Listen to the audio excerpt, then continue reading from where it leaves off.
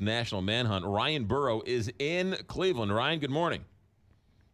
Good morning. Yeah, it continues. $50,000 award being issued. This is a nationwide manhunt. What does that mean? That means billboards across the country on highways, expressways, interstates going to feature the image of Steve Stevens, feature the description of the vehicle, white Ford Fusion with a temporary tag E363630. And a $50,000 award, they hope, will keep more eyes out on the streets as people perhaps look to cash in, but make them more aware of the situation so that they might be able to call in and help them out, give the tip that breaks this case open. Do they have any leads, or do they have any idea where he might be going? If they do, they're certainly not telling us. As of the last press conference yesterday afternoon, they had no indication that he was still in Cleveland. They had no indication that he had left the area. At this point, they believe he is still with that white Ford Fusion. The reason being, they haven't recovered it. So there's no reason to believe he's outside of that. I mean, it's possible that he ditched the vehicle somewhere, but they have not found that vehicle. It's possible that he stole a vehicle and is now in that vehicle, but they don't have any reports of stolen vehicles in the area right now to go off of that would lead them to Steve Stevens. So at this point, everyone just seems to be kind of throwing their hands up in the air. Obviously, investigators are doing their work, but this is a community right now in Cleveland that's very, very nervous, very on edge. Any friends, any family helping out authorities? They are. The police say they've talked to a lot of acquaintances, family members, hoping to in some way reach out to him. They said that everyone's been very cooperative. They want an end to this as well. Doesn't sound like they're getting any pushback from anyone.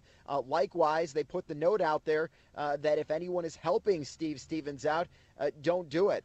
They're going to get themselves in just as much trouble. So they're trying to get the word out there and trying to make, as the U.S. Marshal put, his world as small as possible so that they can bring him in quickly without incident. Ryan, you're in Cleveland, but Facebook is in California. They have apologized. What have they apologized for? You know, they say that, they're going to work to do better. After this whole thing broke out on Easter afternoon, but Pacific time, it would have been about 11 a.m.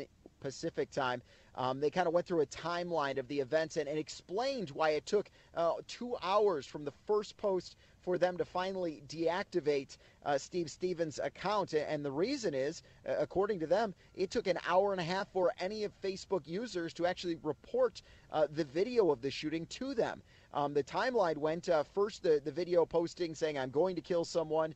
Then almost immediately after, about 2 minutes later, the video of the shooting of Steve Stevens. Then a Facebook Live video of a 5-minute long rant confessing to the crime. And we've seen portions of that pop up in the media. But nobody actually reported it till about an hour and a half after that Facebook Live video came out. So Facebook says it's going to review its policies and measures, but it really needs help from the Facebook community to shut these accounts and these videos down quicker. Any indication that he was capable of this? Was he in any problems with the law before?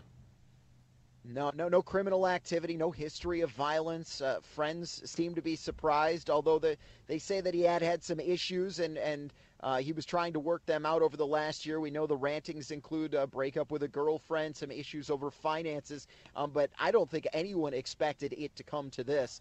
He says in the video that he just snapped, but he also said in the video that he's going to continue to kill, and that's obviously what's alerted police, and that's why they want to get him into custody as quickly as possible. So they don't know where, and they haven't received or retrieved the car, so they're sort of casting a wide net all across the country, right?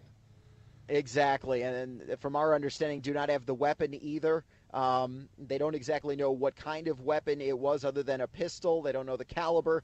He does have a little bit of a history with weapons in that he's visited gun shops before. Obviously nothing illegal there, but they did confiscate some weapons from property they believe may be his. Once again, not necessarily illegal, but just so people kind of get an understanding that he seemed to be pretty familiar with guns. Ryan Burrow live in Cleveland, the latest in this Facebook live murder manhunt. Ryan, be safe. Thanks for checking in.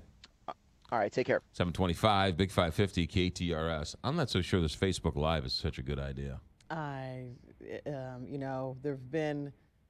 It's been used for good right. in some cases, but man, all you hear is the bad stuff that goes on with this. Yeah. It gives people like this a forum, and it's just horrific. You have to wonder, right? It gives them a forum. You wonder if it was sort of inspired too. I'll do this, and then I'll go on Facebook Live and talk about it. Yeah, no, it's a pretty scary thing. So that's the latest. 7:26.